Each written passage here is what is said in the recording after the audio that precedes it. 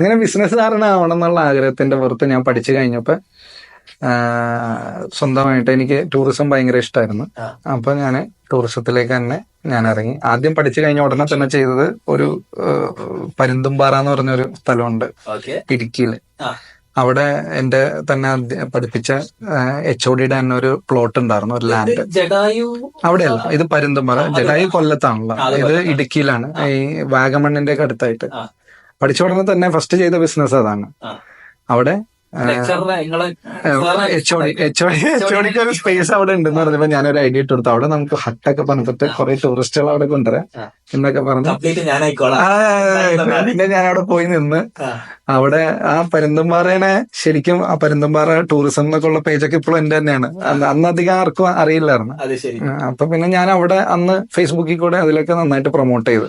അധികം വ്ളോഗൊന്നും വന്നു തുടങ്ങിയിട്ടില്ല.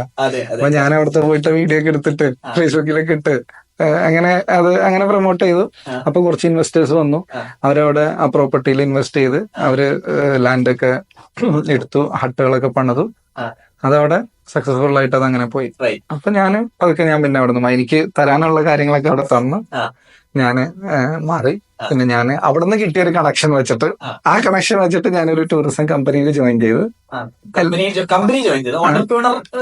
അല്ല, പഠിക്കണമല്ലോ. എനിക്ക് ടൂറിസം എനിക്ക് ഇഷ്ടമുണ്ടെന്ന് മാത്രമല്ല, ഇതിനെപ്പറ്റി എനിക്ക് ഒന്നും അറിയില്ല. അതെ അതെ അതെ അതെ. അങ്ങനെ ഞാന് ഇവിടുത്തെ ഒരു ഫേമസ് ആയിട്ടുള്ള ട്രാവൽ കമ്പനിയിൽ ടൂർ എക്സിക്യൂട്ടീവായിട്ട് ഞാൻ ജോയിൻ ചെയ്തു. അപ്പൊ അവർക്കും സംശയമായിരുന്നു, വീട്ടിലേക്ക് പഠിച്ച് ഞാനെങ്ങനെ ടൂർ ചെയ്യുന്നുള്ളത്.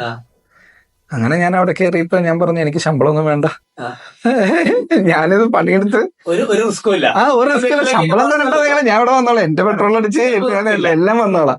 അങ്ങനെ അവരെന്നെ ഒരു മാസം ശമ്പളം ഇല്ലാണ്ട് ജോലിക്ക് നിർത്തി. അവിടെ കയറി നിന്നിട്ട് ഞാൻ അങ്ങനെ അവരുടെ കാര്യങ്ങളെല്ലാം പഠിച്ചു. അപ്പൊ അന്ന് ലക്ഷദ്വീപിലേക്ക് ഒരു ടൂറിന് ആ കമ്പനിക്ക് ലൈസൻസ് ഉണ്ടായിരുന്നു. അപ്പൊ അത് അവർക്ക് ഇതുവരെയായിട്ട് ടാക്കിൾ ചെയ്യാൻ പറ്റിയിട്ടുണ്ടായിരുന്നില്ല, ലൈസൻസ് എടുത്തിട്ട് കുറെ. അപ്പൊ ഞാൻ എന്ത് ചെയ്തു, അത് ഞാൻ ഇങ്ങോട്ട് എടുത്തു. അതെ,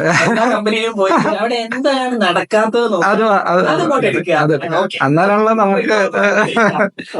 അങ്ങനെ ഞാൻ ലക്ഷദ്വീപിനെ അങ്ങോട്ട് എടുത്ത് അവരായിട്ട് നല്ല റാപ്പോ ബിൽഡ് ചെയ്ത് പിന്നെ ഞാന് ലക്ഷദ്വീപ് ടൂറിസത്തിന്റെ പ്രൊമോട്ടറായി നന്നായിട്ട്. അതായത് ഏറ്റവും കൂടുതൽ ആളുകളെ ആ സമയത്ത് ലക്ഷദ്വീപിലേക്ക് കൊണ്ടുപോയത് ആ കമ്പനിയായിരുന്നു. അതെ അതെ, ഇപ്പൊ ലക്ഷദ്വീപ് ഇത് ഞാൻ 2014 കാര്യം പറയണം. അതായത് ഇപ്പൊ 10 കൊല്ലായി. അപ്പോ അങ്ങനെ ഒരു 2015 തന്നെ ഒരു കപ്പൽ ഫുള്ള് ഞാൻ കൊണ്ടുപോയി. ഒരു ലക്ഷദ്വീപിന്റെ കപ്പലിന്റെ ഫുൾ എന്റെ 220 പേരും എന്റെ ടൂറിസ്റ്റുകളായിരുന്നു കംപ്ലീറ്റ്. അതെ, ഫില്ല് ചെയ്ത് അങ്ങനെ കൊണ്ടുപോയി. അങ്ങനെ നന്നായിട്ട് ഒരു 10,000-ഓളം പേര് അന്ന് ആ സമയത്ത് തന്നെ ലക്ഷദ്വീപിലേക്ക് തന്നെ കൊണ്ടുപോയി. അങ്ങനെ ഞാൻ ലക്ഷദ്വീപ് വസീം എന്നാണ് അറിയപ്പെട്ടത്. ഇല്ല, കിട്ടില്ല.